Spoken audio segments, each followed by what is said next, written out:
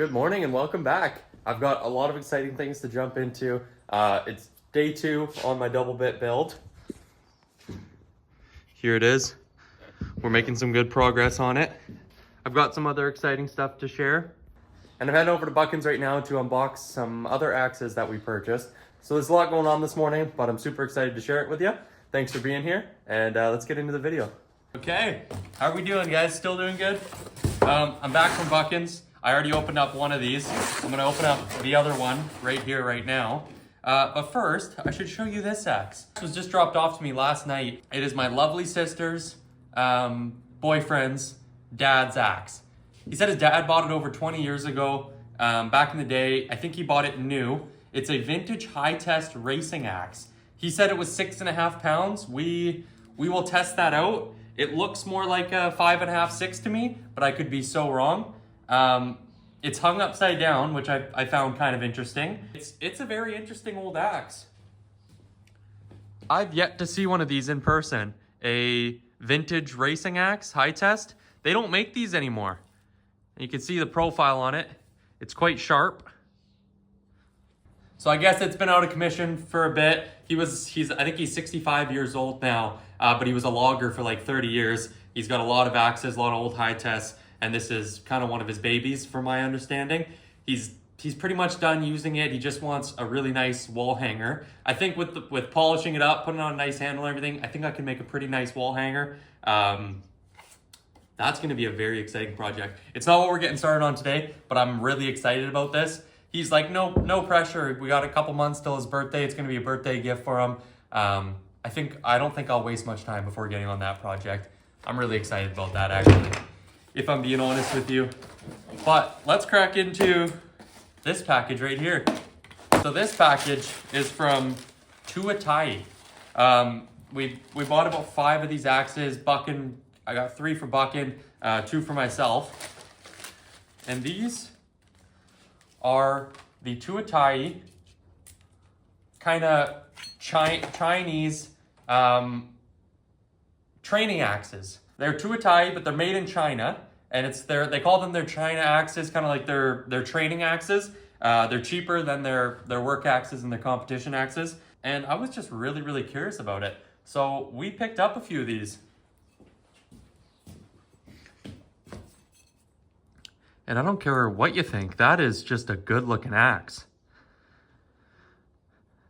These are meant for chopping, but the profile is actually nuts.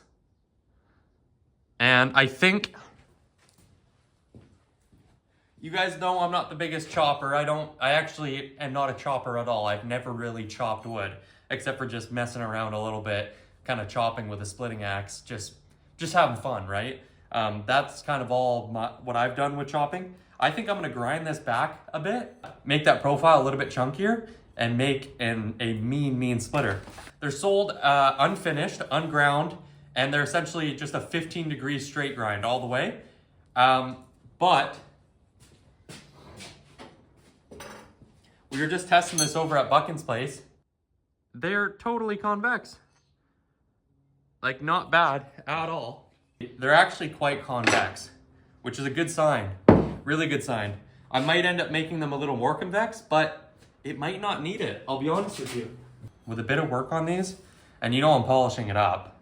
I've got 2 of them, and I'm really, really excited to hang one of these, go out splitting, and see how they perform. I want to say they're 5.5 pounds. Okay, so they're over 5.5. They're about 5.75 pounds. With a bit of work, keep it as a sharp entry. I think that's gonna make a horrifying splitting axe. Very, very similar profile to this old high test racing axe that we got here. Very similar. So lots of exciting stuff going on over here. I'm gonna go help Buckin in a couple hours here. He's on a big falling job right now. He's been filming himself, I think the last 1 or 2 times he was out. I offered to go help him today. I think it's nice. I think it frees him up a lot more when he doesn't have to worry about setting up the camera and stuff. So I want to go help him out for a bit later today. We'll get into that. And I want to make more progress on this double bit. So I think we should do that. I think we should work on this double. thanks for being here. I love you. And let's carry on with this double bit.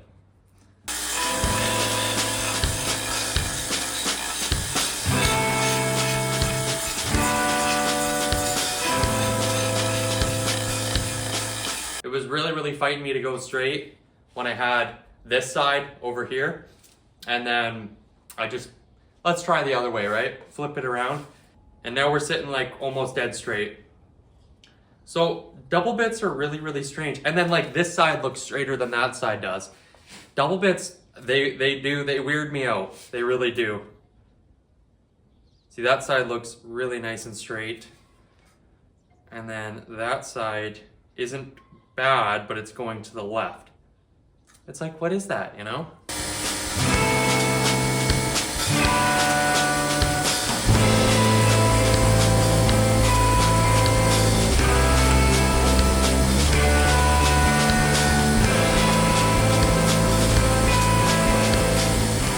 Okay, as you can see, we're right on that shoulder and it's looking really nice. I was messing around with the top on the bottom there. That's why we've got so much peel right there. I got to clean that up, but it's looking quite good. I just had to create a little more room for myself up top there, which is fine. I'll just fill that with a wedge. I'm gonna finish off this handle, and then we can kind of get into the final half. Our coverage is really nice on the bottom. Like I say, we got a bit of peel there from me messing around and flipping it onto the top, but we've got great coverage all the way around. We won't have that much peel once we get into it. And it's looking really good. This is a monster axe. I think we talked about it last video. I'm not sure if we talked about it yet today, but this is 4 3/4 pounds. It's almost a 5-pound double bit, and it is gonna be a monster to use.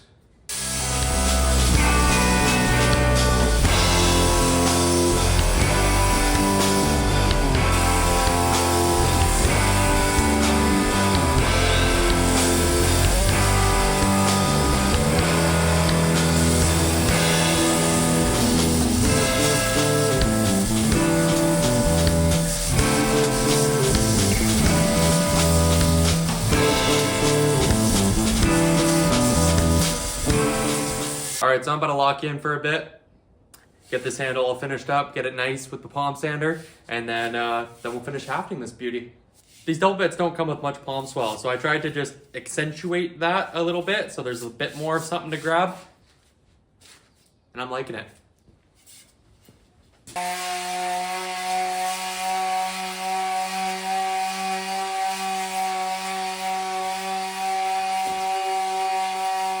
Other one. So you can see we've gone a little bit thinner. These are a little bit chunky to begin with, so I just thinned it out a bit. We've got a really good friction fit half going. I think our peaks are relatively even. That's always something that's kind of difficult on the double bits, is getting these peaks looking even so they line up on the other side. It can really throw off how the axe looks. But I'm feeling pretty good about it. I'm going to work a little bit by hand here. We'll cut the kerf and then I think we're ready to hang. I'm sure I'm gonna get that call from Buckin pretty soon to go do some filming, but we'll just keep on carrying on until that time comes.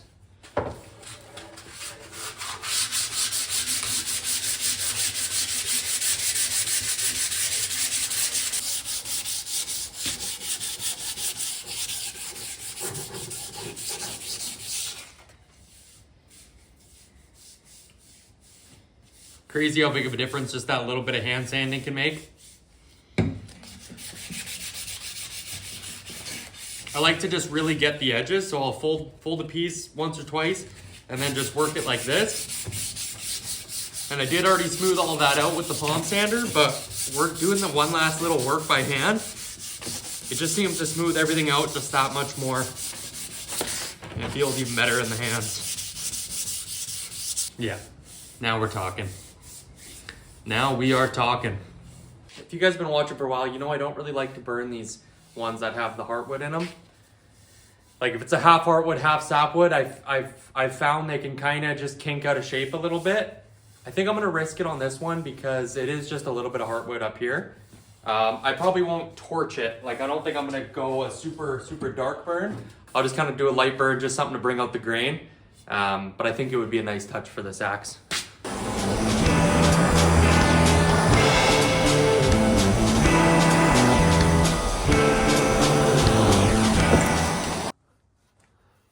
Just a nice burn on there. Nothing too strong. Like, not bad at all. I just strive for perfection, and I can't say that's perfect. It's very close. Sometimes I like to look at it a couple different ways. Like, that looks quite nice like that. And the bit, it's in line, you know? So it's hard to say.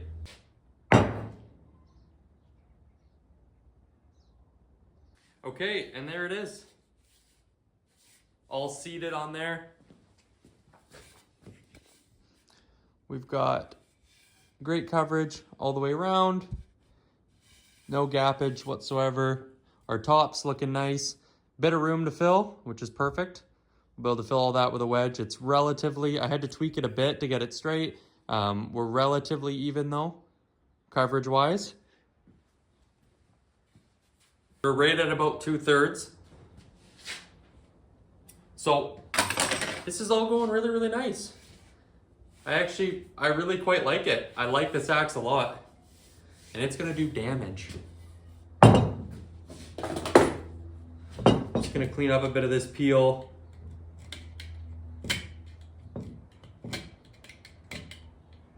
I've showed this trick before, but people have asked me about it.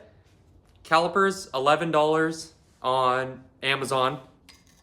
I just measure my wedges like this. It's very rare. Sometimes I'm too thick, sometimes I'm too thin, not as much. But lengthwise, I'm usually dead on because of these little $11 calipers. Just about the same size, so I just got to take a little bit off each side.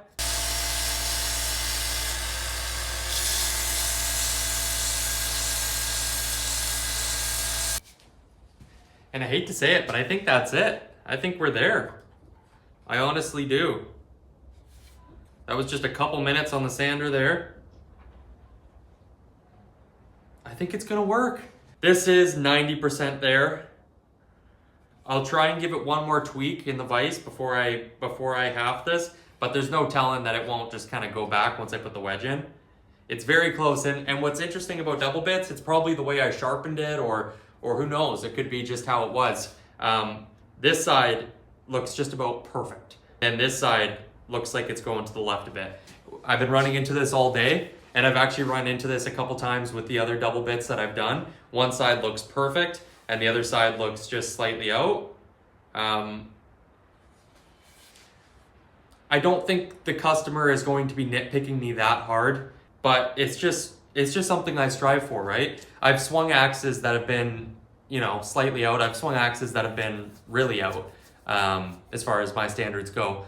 And it's not something you notice a ton. If it's a bit out, if it's a bit off center, you don't notice it, but that doesn't matter. My whole thing is I just strive for perfection, and it can drive me crazy, and it does all the time. But I think if you shoot for perfection and you fall slightly short, you still did a damn good job. And this is looking really nice. I like it. I like it a lot. And I think we get this wedge in real quick. I know Buckin's probably ready for me over there, but I want to bang this in. Like I say, I'm feeling real good about this wedge.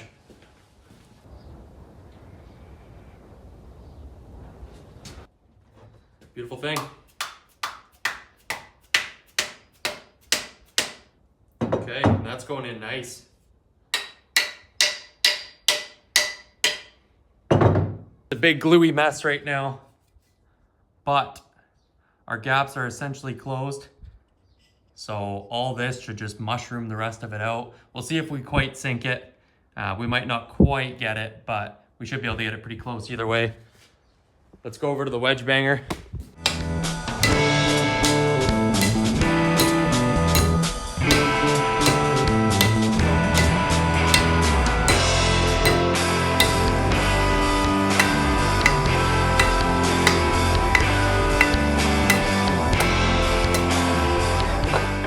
And there we are. I'm quite happy with that wedge. It started to bust on me a little bit. I didn't want to absolutely crank on it. We've got a good amount of mushrooming, and we just about sank that baby all the way. So I feel really, really good about that. So that's definitely what I like to see. This axe came out incredible. And I think the customer's gonna be very, very happy with it. So, feeling really good about it. Let's clean it up.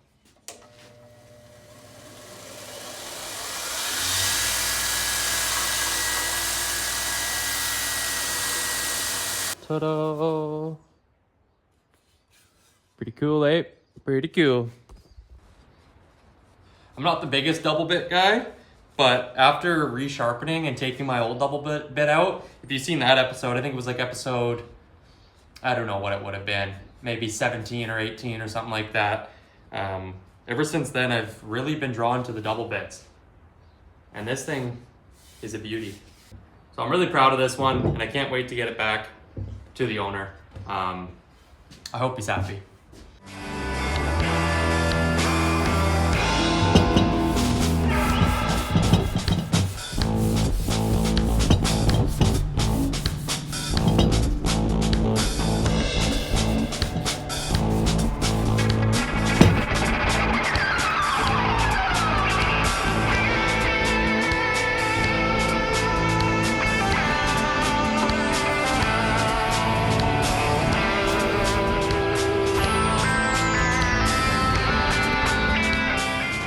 I think I hear bucking coming now, so I gotta get going. But I'm gonna let that sit and we're gonna come back. I think I will go darker on the stain actually. I do like it, but I think it could be better just with a little bit more darkness. So I'm gonna go help bucking for a few hours, go fall some trees, and then I'll come back and we'll finish this off. I'm back from helping the buckinator, and it was good. We were just there for probably 4 hours or something, but we got a lot done. Cut down a lot of trees, and whole lot of processing for him. Bunch of cedar trees, and it's just, yeah, just a whole bunch of processing, a lot of limbing. But it was good. It's fun times. And now it's back time to finish off my double bit. You can see just how much that just soaked it all up, which I love. I do really like the natural stain on there, but I think it would look a bit better if I went darker. So I'm just gonna give it a nice little hand sand like I usually do, and then I'm gonna finish it with a dark stain.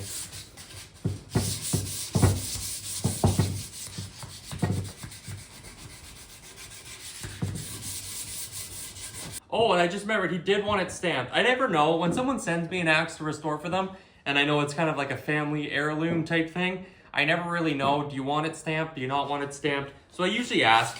Sometimes people don't want my brand on it or whatever, if it's gonna be you know, a bit of an heirloom, and I'm totally good with that. So sometimes I don't, but I know on this one he did.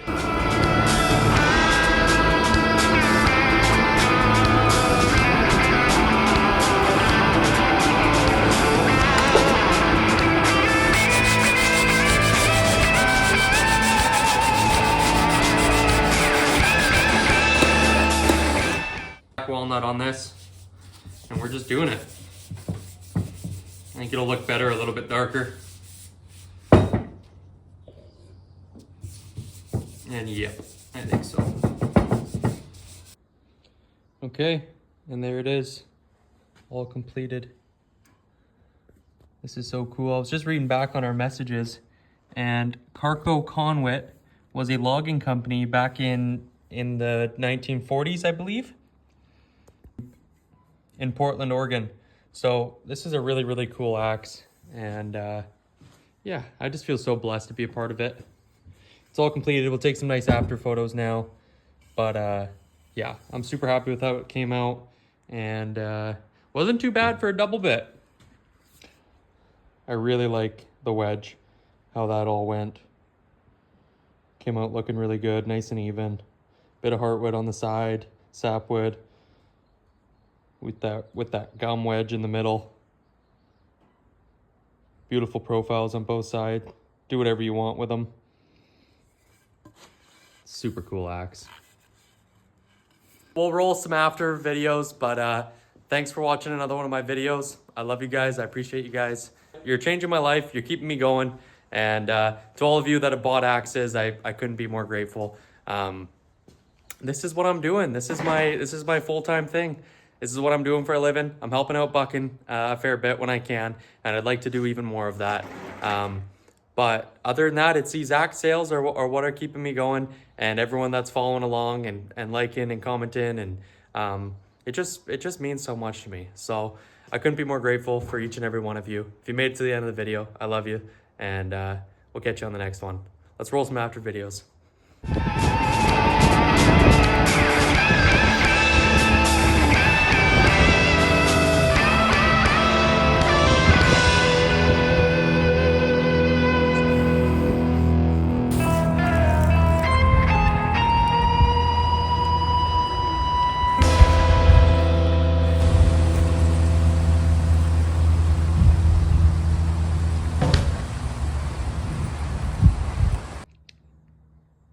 Now the real question, what's my next project? It's one of these two, just not sure which.